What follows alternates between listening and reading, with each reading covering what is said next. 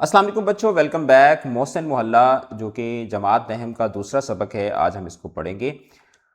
اشفاق احمد کا لکھا ہوا ایک چھوٹا سا یہ افسانہ ہے، بہت خوبصورت سا، اور اس میں در حقیقت معاشرے کے ایک بہت ہی اہم رویے کی عکاسی کی گئی ہے کہ جب انسان زندہ ہوتا ہے تو اس کی کوئی قدر نہیں کرتا، لیکن جب کوئی آدمی مر جاتا ہے تو لوگ ثواب کی خاطر اور اپنی نیک نامی کی خاطر جو ہے وہ پھر اس کے اوپر اچھا خاصا خرچہ کرتے ہیں۔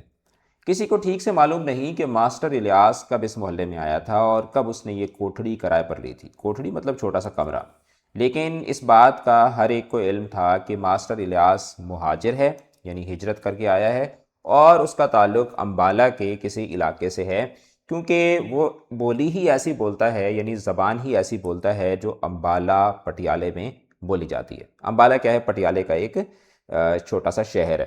ویسے ناصر کاظمی جو تھے نا، ان کا تعلق بھی امبالہ سے تھا۔ ماسٹر الیاس کرائے کی کوٹھڑی میں رہتا تھا اور اس کے پاس محلے کے لڑکے گنتی سیکھنے، پہاڑے کہنے یعنی ٹیبل سیکھنے اور تختی لکھنے کے لیے آ جاتے تھے۔ اب آپ کو تو تختی کا پتہ بھی نہیں ہوگا، آئی تھنک ہمارے والی جو جنریشن تھی that was the last generation جس نے تختی لکھی۔ تو تختی بیسیکلی کیا ہوتا تھا؟ ایک لکڑی کا ایک پھٹا ہوتا تھا، اس کے اوپر ہم لوگ جو ہے نا وہ ایک گاچی ملتی ہوتی تھی، اس سے ہم اس کو تختی کو پوچھتے تھے، پھر اس کے اوپر کچی پینسل کے ساتھ لکھتے تھے، پھر اس کے اوپر جو ہے نا وہ قلم ہوتے تھے، دوات ہوتی تھی، اس کے اوپر ہم لکھا کرتے ہوتے تھے۔ So that was kind of a board جو ہم لوگ لکھ کے پھر ہم اس کو دھوتے تھے، پھر اس کو دوبارہ ہم تختی کو پوچھتے تھے، پھر اس کے اوپر لکھا کرتے ہوتے تھے۔ تو یہ that was a way of learning how to write. تو بچے جو تھے وہ گنتی سیکھنے، پہاڑے کہنے اور تختی لکھنے کے لیے آ جاتے تھے۔ اس کے پاس دو لڑاکا بٹیر، یعنی اس زمانے میں لوگ جو تھے وہ بٹیروں کو اور مرغوں کی لڑائیاں کرواتے ہوتے تھے، that was a game of that time. تو اس کے پاس دو لڑاکا بٹیر اور ایک اصیل یعنی کہ دیسی مرغا تھا۔ بٹیر تو پنجروں میں بند رہتے تھے، لیکن اصیل مرغا اس کی کوٹھڑی کے دروازے سے ذرا دور کھڑا رہتا تھا۔ ماسٹر الیاس نے مرغے کی ایک ٹانگ میں پیتل کا یعنی براس کا ایک چھلا یعنی ایک رنگ ڈال کر اس سے السی کی مضبوط ڈور، اب السی کیا ہوتا ہے؟ یہ در حقیقت ایک کائنڈ آف یعنی ایک تھریڈ ہوتا ہے، ایک دھاگے کی ایک قسم ہے، السی کی مضبوط ڈور باندھ رکھی تھی، اور اس ڈور کا دوسرا سرا اپنی کوٹھڑی کی دہلیز میں یعنی اپنی کوٹھڑی کے دروازے میں میخ ٹھونک کر یعنی کیل ٹھونک کر اس سے باندھ رکھا تھا۔ محسن محلہ کے سبھی لوگ ماسٹر الیاس کی عزت کرتے تھے اور اس کو السلام علیکم کہہ کر اس کے دروازے کے آگے سے گزرتے تھے۔ ماسٹر جی کچھ اور کام بھی کرتے تھے، لیکن کسی کو اس کا علم نہیں تھا۔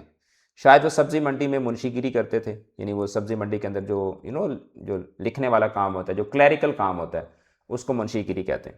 یا کسی دور کے محلے میں پھیری لگاتے تھے۔ اب پھیری لگانا کیا ہوتا ہے؟ جو اسٹریٹ وینڈرز نہیں ہوتے جو چیزیں اٹھا کے اور وہ آواز دے کے آلو لے لو، بھنڈی لے لو، توری لے لو، اس طرح سے آوازیں لگا رہے ہوتے ہیں، تو یہ پھیری لگانا ہوتا ہے۔ یا کسی کارخانے میں رنگ روغن کی دہاڑی کرتے تھے، یعنی کہ ڈیلی ویجز پہ کام کرتے تھے۔ کوئی اس کی بابت یعنی کوئی اس کے بارے میں اچھی طرح نہیں جانتا تھا، لیکن اتنا سب کو معلوم تھا کہ ماسٹر الیاس کی گزر بسر یعنی ان کا جو یعنی زندگی ہے وہ بڑی تنگی ترشی سے گزرتی ہے، یعنی بڑی مشکل سے وہ اپنا وقت جو تھے وہ گزارتے تھے۔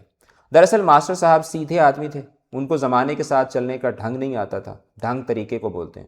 کچھ تو ان کی شکل ہی ایسی تھی کہ اسے دیکھ کر لوگوں کے دل میں محبت یا ہمدردی کا جذبہ پیدا نہیں ہوتا تھا، اور کچھ ان کی گفتگو یعنی ان کی بات چیت اس انداز کی ہوتی تھی کہ کسی کو اس پر یقین نہیں آتا تھا۔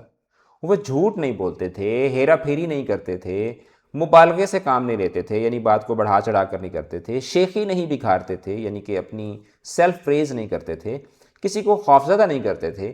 اسی وجہ سے کسی کو ان کی بات پر یقین نہیں آتا تھا۔ ان کی گفتگو میں گرامر کی اور علم بیان کی بہت سی غلطیاں ہوتی تھیں، اور سننے والا جھلا کر یعنی تنگ آ کر ان کی صحبت چھوڑ دیتا تھا، یعنی ان سے دور چلا جاتا تھا۔ وہ اتنے سیدھے اور اس قدر بے پیچ یعنی اس قدر سادہ تھے کہ انسان ہی نہیں لگتے تھے، سارے محلے اور ساری سوسائٹی پر ایک بوجھ سا لگتے تھے۔ اور چونکہ ایسے لوگوں کے ساتھ رسم و راہ پیدا کرنا کوئی بھی پسند نہیں کرتا، اس لیے کوئی بھی ان کا دوست نہیں تھا۔ یہی وجہ تھی کہ محلے والے ان کی عزت کرتے تھے اور ان کے دروازے کے آگے سے گزرتے ہوئے السلام علیکم کہہ کر بڑھ جاتے تھے۔ اب اس میں در حقیقت آپ کو ماسٹر جی کا ایک مختصر خاکہ بتایا گیا ہے کہ ماسٹر جی کس طریقے کے انسان تھے۔ سردیوں کی ایک شام مالک کے مکان نے ماسٹر الیاس کو بڑے سخت الفاظ میں ڈانٹا اور دھمکی دی کہ اگر اس نے 3 دن کے اندر اندر گزشتہ 6 ماہ یعنی پچھلے 6 ماہ کا کرایہ ایک ساتھ ادا نہ کیا تو اس کا سامان نکال کر باہر پھینک دے گا۔ ماسٹر جی کی خوف کے مارے گھگھی بند گئی، یہاں پر ایک لفظ مسنگ ہے، گھگھی۔ ماسٹر جی کی خوف کے مارے گھگھی بند گئی، یعنی کہ کیا ہوا کہ جیسے نا کہ آپ ٹرانس میں چلے جاتے ہیں کہ سانس بند ہو جاتا ہے آپ کا، یعنی بالکل آپ ہکا بکا رہ جاتے ہیں، کیونکہ ان کے پاس 180 روپے یک مشت یعنی کہ اکٹھے موجود نہیں تھے، صرف 40 روپے تھے، جن کے ساتھ 10 کا ایک نوٹ اور پیرو کر، یعنی ان کے ساتھ 10 روپے کا ایک اور نوٹ ڈال کر انہوں نے 50 روپے بنا لیے تھے۔ اب اس زمانے میں 50 روپے بھی بہت بڑی رقم ہوتی تھی۔ پہلے تو مالے کے مکان 25 30 40 50 لے کر آگے کی تاریخ دے دیا کرتا تھا، لیکن اس مرتبہ وہ تڑنگ ہو گیا، یعنی کہ اس مرتبہ وہ اپنی بات پر اڑ گیا، اور اس نے دھاگے میں پیروئے ہوئے 50 روپے اصیل مرغے کے آگے پھینک کر کہا، جا اوے، میں نہیں لیتا، مجھے پورے 180 کر کے دے۔ جب وہ یہ کہہ کر چلا گیا تو ماسٹر الیاس نے 50 روپے فرش پر سے اٹھا کر اپنی واسکٹ کی یعنی اپنی ویسٹ کوٹ کی جیب میں ڈال لیے، پھر وہ اپنی کوٹھڑی کے اندر جا کر چارپائی پر بیٹھ گئے۔ چونکہ اظہار کے معاملے میں یعنی کہ ایکسپریس کرنے کے معاملے میں کمزور تھے، اس لیے ان کو رونا بھی نہیں آتا تھا۔ دکھی سے ہو کر بیٹھ گئے، یعنی اداس سے ہو کر بیٹھ گئے، اور شدید غم کے باعث ان کی گھگھی بند گئی۔ اب یہاں پہ گھگھی کا لفظ پتہ نہیں کیوں یہاں سے مٹ گیا ہے، پتہ نہیں کتاب میں مٹا ہوا تھا یا شاید میں نے جب اس کو PDF بنایا ہے تو اس وقت مٹ گیا۔ اور یہ پہلا موقع تھا کہ بغیر روئے کسی شخص کی گھگھی بندی ہو، مطلب روئے بغیر ہی، مطلب وہ ایسے نا کہ جیسے زبان آپ کا رونا زبان کے اندر ہی اٹک جاتا ہے، تو یہ ہوتا ہے گھگھی بند جانا۔ وعدے کے مطابق مالک مکان نے ان کا سامان اٹھا کر باہر پھینک دیا۔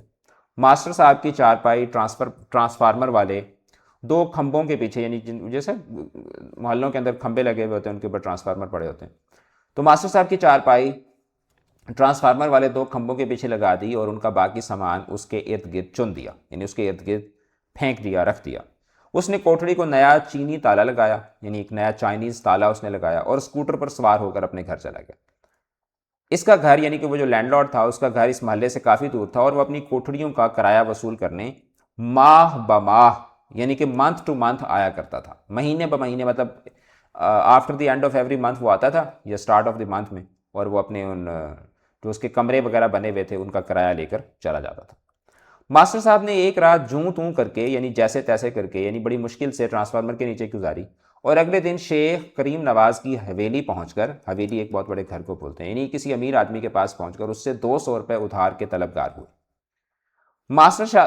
شیخ صاحب نے ماسٹر صاحب کو نیک دل، سادہ لو اور مرنجاں مرنج کے مطلب بالکل ایسے ہی ایک وہ فارغ سا آدمی، ایک معمولی سا عام سا آدمی، مرنج شخص سمجھ کر ٹرخا دیا یعنی کہ بہانہ بنا دیا کہ میرے پاس نہیں ہے، انکار کر دیا، کیونکہ ایسے احمق لوگوں کو زیادہ رقم دینا اچھا نہیں ہوتا۔ اس نے کہا یار یہ تو پتہ نہیں واپس بھی کرے گا یا نہیں کرے گا۔ پھر وہ اسماعیل بزاز کی دکان پر گیا اور رقم میں کمی کر کے اس نے کہا یار میں نے لگتا ہے زیادہ پیسے مانگ لیے ہیں تو تھوڑے کم کر کے کسی سے مانگتا ہوں، تو رقم میں کمی کر کے 150 روپے کا سوال ڈالا، کیا مطلب کہ 150 روپے مانگے، اس نے بھی معذرت کر لی۔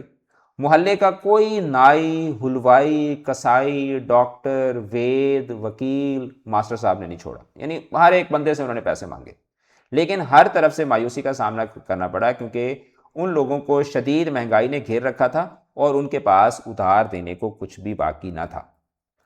جس دن ماسٹر صاحب نے ہومیوپیتھک ڈاکٹر کو اپنی نبض دکھائی، نبض پلس کو بولتے ہیں، اس روز انہیں ٹرانسفارمر کے نیچے سوتے 8واں دن تھا۔ ڈاکٹر نے اسٹیتھوسکوپ لگا کر دیکھا اور کہا ماسٹر صاحب نمونیا ہے، میں آپ کو پڑیا تو دے دیتا ہوں یعنی دوائی تو دے دیتا ہوں، لیکن آپ کسی اور کو بھی دکھا لیں۔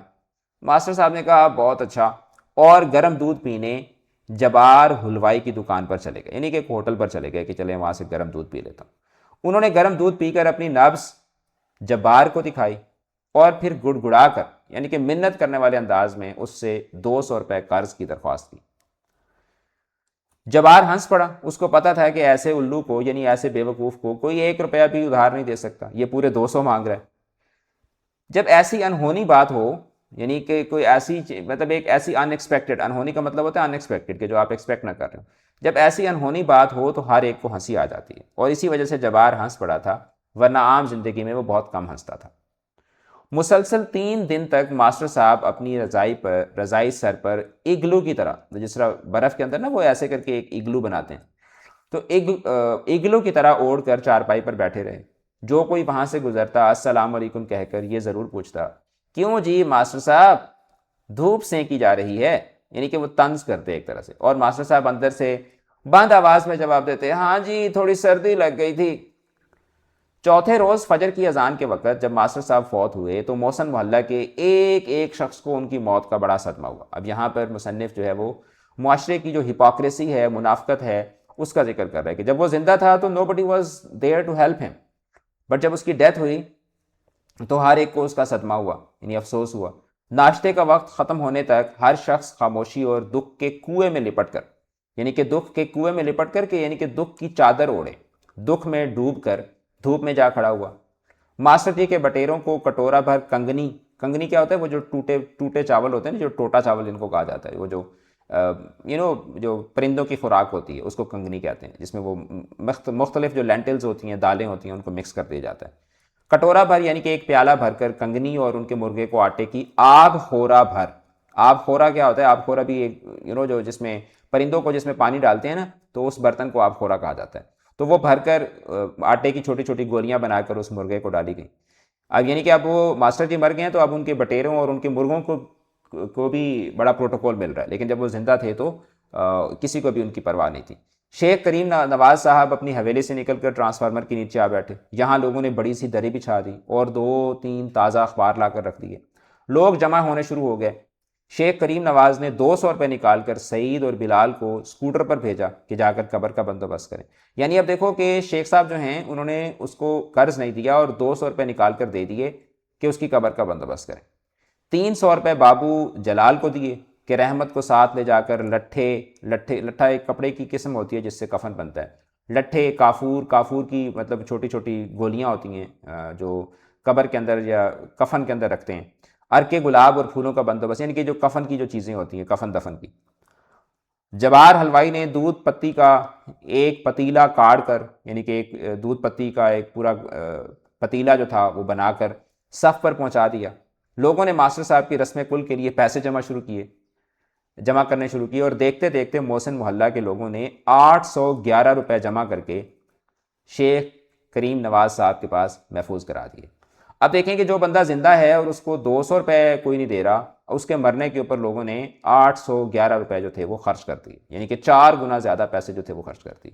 تو اس سبق کے ذریعے مصنف در حقیقت ہمیں یہ بتانا چاہ رہا ہے کہ لوگ اپنے ثواب کی خاطر اور اپنی نیک نامی کی خاطر تو بہت کچھ کرتے ہیں, لیکن ایکچولی میں جو معاشرے کے مسائل ہوتے ہیں, معاشرے کے اندر جو ایشوز ہوتے ہیں, ان کو سالو کرنے کے لیے کوئی بھی آگے نہیں بڑھتا. تو در حقیقت معاشرے کے ایک یعنی کہ آپ یہاں سے پڑھ لیں گے تو آپ کو پتہ چل جائے گا کہ اس افسانے میں ہمارے معاشرتی منافقانہ رویے کا پردہ چاکی ہے کہ ہم ہمدردی اور نیکی کی وجہ سے کسی زندہ انسان کی مدد کرنا گوارا نہیں کرتے, کیونکہ ہمیں وسائل اور پیسے کے ڈوبنے کا اندیشہ ہوتا ہے, جبکہ اپنی ذاتی نیک نامی اور اس کی نمود و نمائش کے لیے ایک مردہ انسان پر کئی گنا زیادہ پیسے خرچ کرنے کے لیے تیار ہو جاتے ہیں کہ ہمارے لیے ایک انسان کی کوئی ویلیو نہیں ہے, بٹ ہم اپنی سیلف پریز کے لیے ہم بہت کچھ کر لیتے ہیں.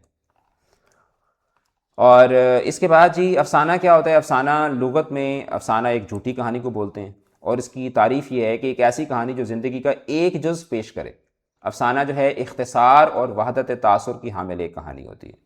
افسانہ ایک ایسی کہانی ہوتی ہے جس کو کم و بیش آدھے گھنٹے میں پڑھا جا سکے, ابھی ہمیں بھی اتنا ٹائم لگا ہوگا, جس میں زندگی کے کسی ایک واقعے یا زندگی کے کسی ایک پہلو کو اختصار اور دلچسپی کے ساتھ بیان کیا جائے. تو افسانے کے جو اجزائے ترکیبی ہیں اس میں پلاٹ, کردار, نقطہ نظر یا مرکزی خیال یعنی کہ سینٹرل آئیڈیا, مکالمہ, آغاز و انجام اور اسلوب بیان یعنی کہ سٹائل شامل ہیں. تو دیز آر دا کنسٹیچوئنٹس یعنی کہ اجزائے ترکیبی ہیں افسانے کے. اچھا, اس کے بعد ہمارے پاس آ جاتا ہے اعراب کا استعمال. اب ملک جو ہے, ملک کا لفظ جو ہے جب اس کے اوپر پیش ڈالتے ہیں تو اس کا مطلب ہوتا ہے وطن یا دھرتی. ملک جو ہے, ملک کا مطلب ہوتا ہے ملکیت یا جائیداد, کہ اعراب لگانے سے کیسے معنی تبدیل ہو جاتا ہے. ملک جو ہے وہ سردار کو کہا جاتا ہے, اور ملک جو ہے وہ فرشتے کو بولتے ہیں. ملک سے ہی ملائکہ ہے نا, ملک کی جمع ملائکہ ہے, ٹھیک ہے. تو وہ ملک, لوگ اکثر ملک نام ہوتا ہے تو ملک کو کہتے ہیں ملک صاحب, جی ملک صاحب آ گئے, تو وہ ملک صاحب نہیں ہوتا, ملک صاحب ہوتا ہے. اچھا, اب اس میں کہہ رہے ہیں کہ جی اعراب لگائیں. اس بات کا سب کو علم تھا.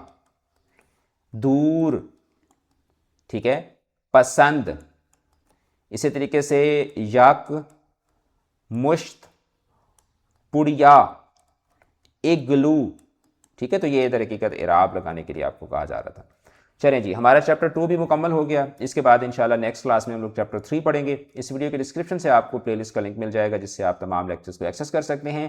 If you want to join our live classes where we provide notes and we take tests and everything، تو اس کے لیے آپ اکیڈمی کے نمبر پہ کانٹیکٹ کر کے ہماری لائیو کلاسز کو بھی جوائن کر سکتے ہیں۔ چینل کے ساتھ جڑے رہیں، اپنا رکھیے گا بہت زیادہ خیال۔ آل دا بیسٹ، خدا حافظ۔